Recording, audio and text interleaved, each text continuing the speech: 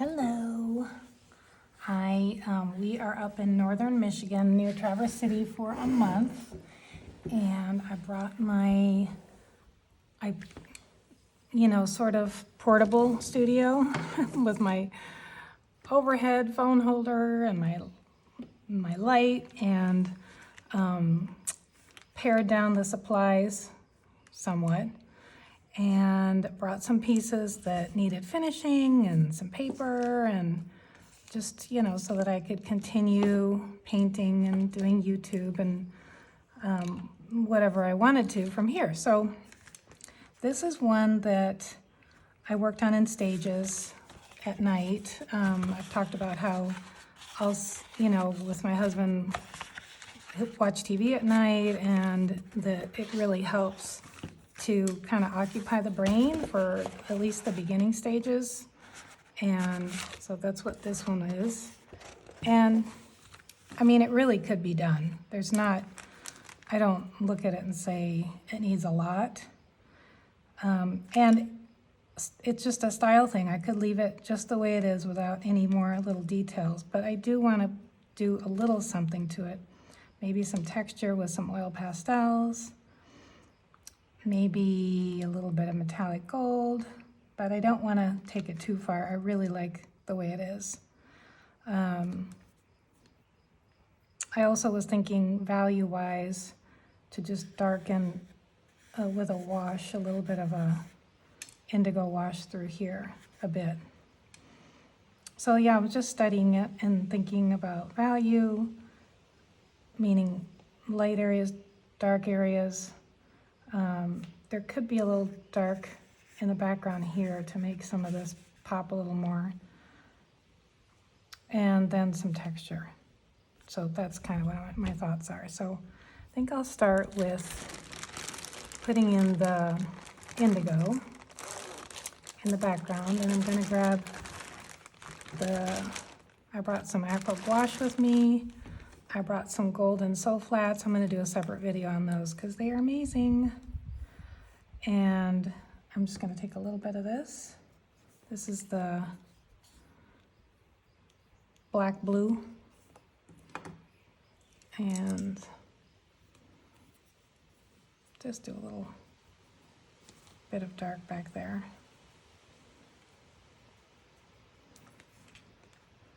It's just layering and coming back to things. This one's been around for, I don't know, probably at least a month, because I was in class production mode, so I would start these at night, but then not really get to finishing them during the day. I just want a little more. This is a cheapy brush, which is fine for this kind of thing.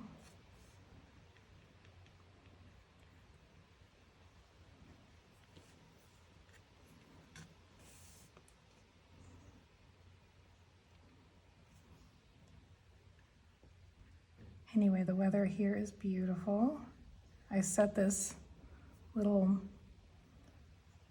portable studio up in the garage here, and I have the garage door open, so I'm getting a lot of natural light.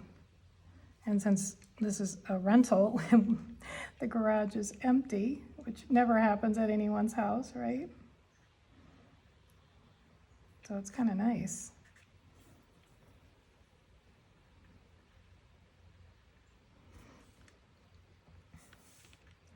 Aqua gouache is gouache, but then with some acrylic properties added so that it is permanent when it dries.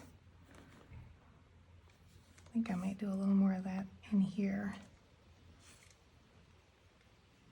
Just darkening some of the darkers.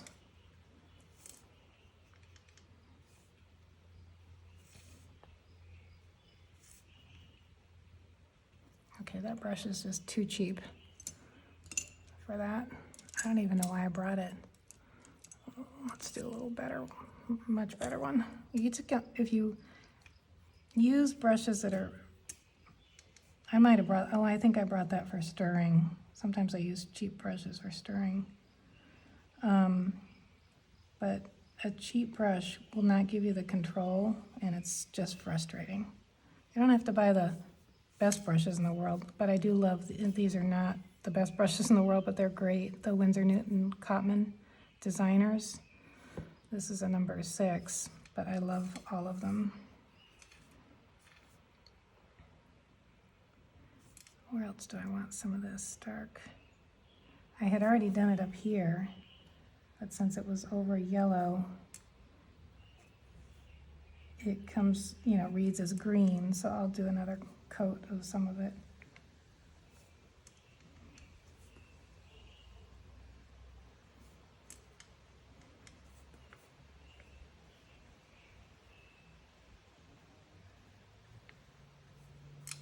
And these kind of compositions for me are, the inspiration are just the way that a garden makes me feel. It doesn't even need to be a tropical garden. If there's a lot blooming in it, it makes me feel this happy. So I didn't know it, but as I've been studying the Fauvism, Fauvism, it's a short but really important art movement in the early to mid 1900s, and the most famous Fauvist was Matisse. So most people have heard of Matisse and not necessarily Fauvism. But anyway, they wanted to create, they were the first ones, well, I don't know if you could argue that, I guess, but they wanted to create based on a feeling. They wanted to use color, and mostly color, to convey emotion. So they didn't care if they put teal on a woman's face or tree trunks that were red or purple. I think I'm going to put a little more of that, just a tad over there to darken some of that.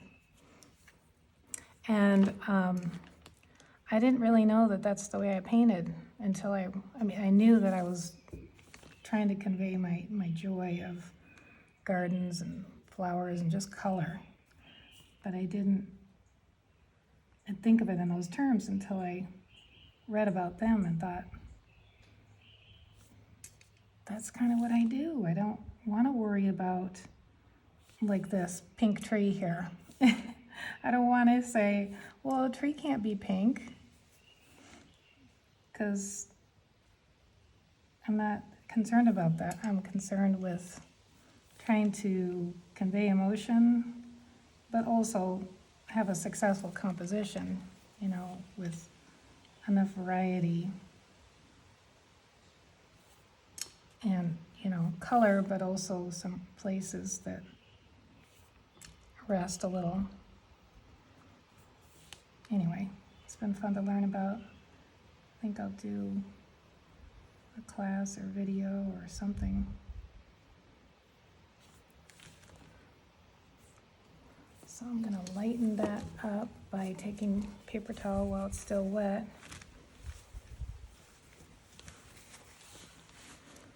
The great thing about gouache is you can always paint over it. Same with acrylic.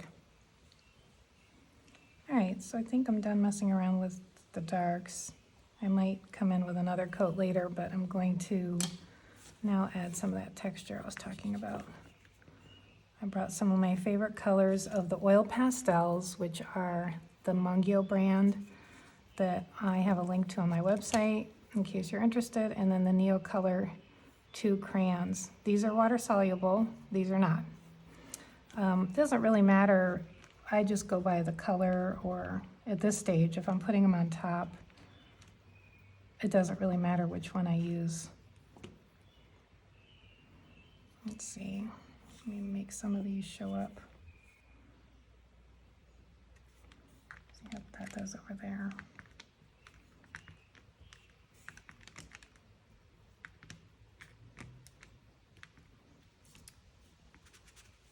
The only, I would say, rule, I try not to share rules or really buy into rules, because I've discovered a lot of things by not doing that. But I would say with oil pastels, it doesn't work well to put things on top of them, so they should be at your upper layers. Whereas the Neocolor crayons, since they're water soluble, can be down below. I have painted acrylic over oil pastels, but you just get kind of a chunky texture and there's kind of no point in it. You're wasting the oil pastel.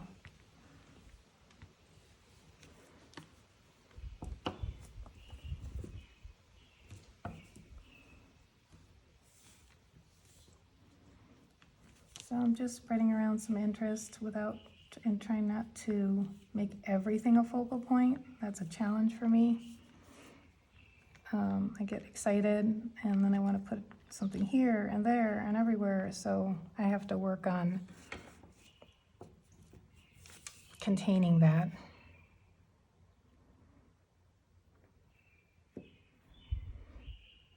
I do really like this the way it is.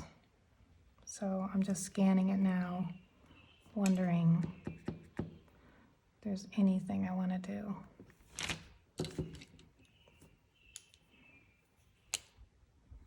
This is my favorite gold pen. I'm going to shake it.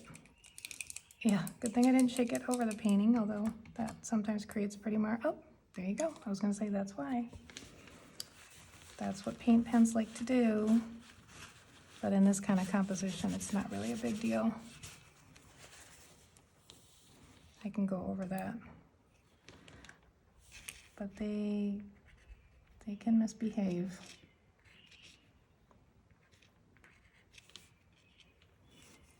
I just wanted to have a few little bits of gold, metallic gold.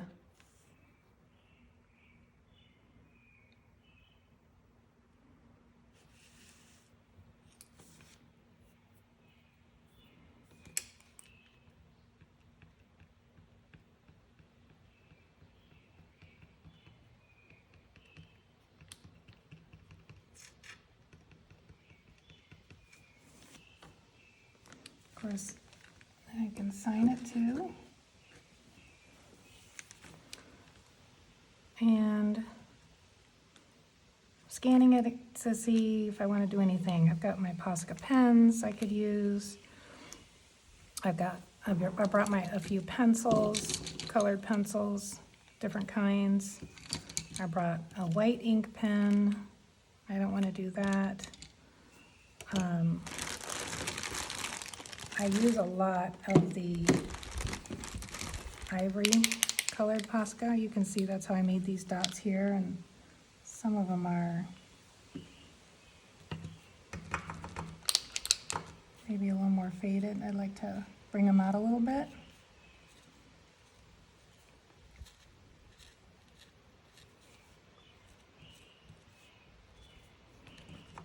And think about, do I want this ivory anywhere else? I'm shaking it and priming it. Shake it away from your artwork though.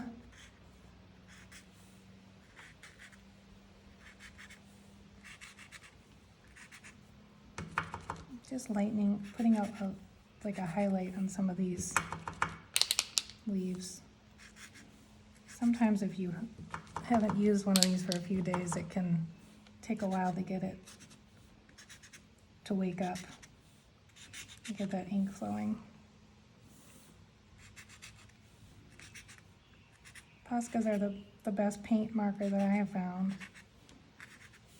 Doesn't mean it's perfect, but you don't want to use them on top of oil pastels. You can see I'm being careful not to do that. Speak from experience.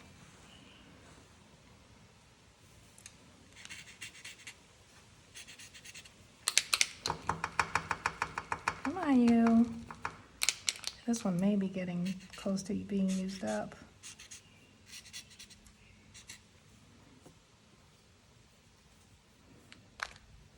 And I'm going to do a little oil pastel on top of where that gold leaked.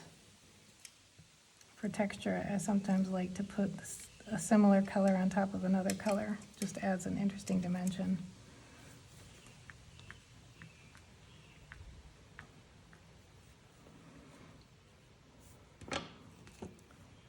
Almost done.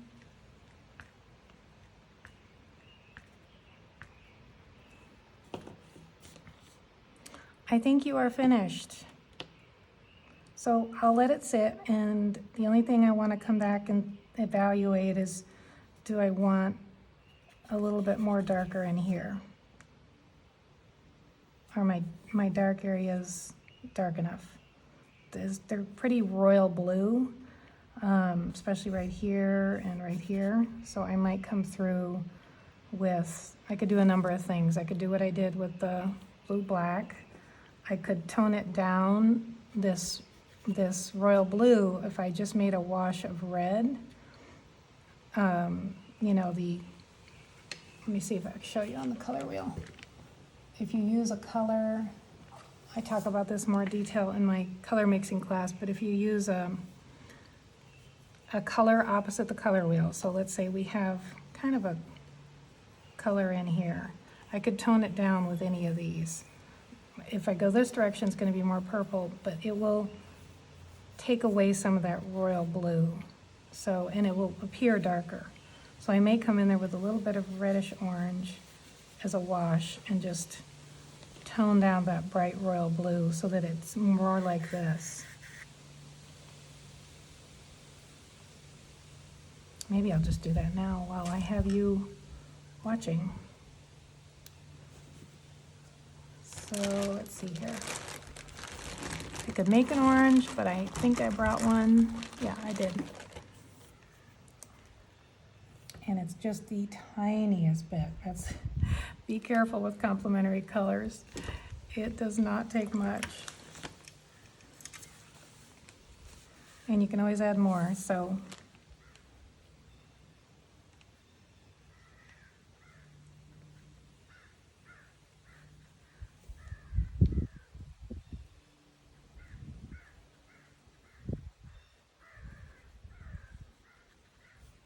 I'm gonna go a little bit more.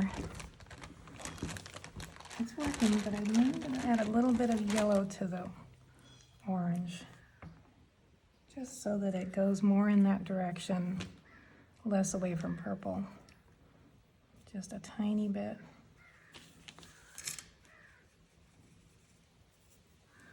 See how little it takes?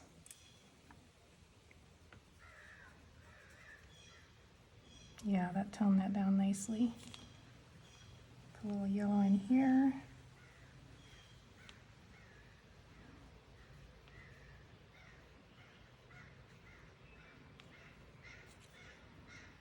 No, that's not appearing such a royal blue. I don't mind that pop of royal blue up there. I just didn't want it to dominate too much. And it has the effect of darkening it too, which is kind of cool.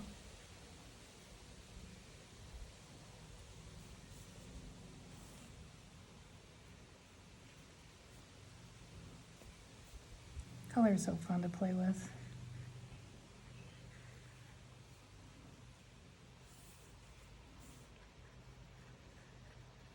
Now I'm toning this down just a tiny bit. Okay, that's feeling better to my eye, less kind of, ugh. How's that for a artistic term? Fill in the blank, you know what I'm talking about. You know the feeling I'm talking about. Okay. Well, thanks for joining me, and I will be doing some more finishings and sketchbook stuff. I brought along this guy, which is, let's see, look at that one. I think what I'm going to do with this, I do love the brightness, but I think I'm going to go tone some of the fluorescent down because it's a little hurting my eyes. This was the Gauguin inspired one I did when I visited my parents. No, wait, this one was. Yeah, this was, I don't think I've posted this yet. Anyway, I have a few pages left in this, so we'll work on this, and then I have my flower sketchbook, so it's gonna be fun. Check out my new abstract class where we work on these and other, oh, I can see I've got to spray this. My oil pastels, I don't mind because it's the same kind of composition. But anyway, got to do some workable fixative spray on there. All right, keep creating. We'll see you next time.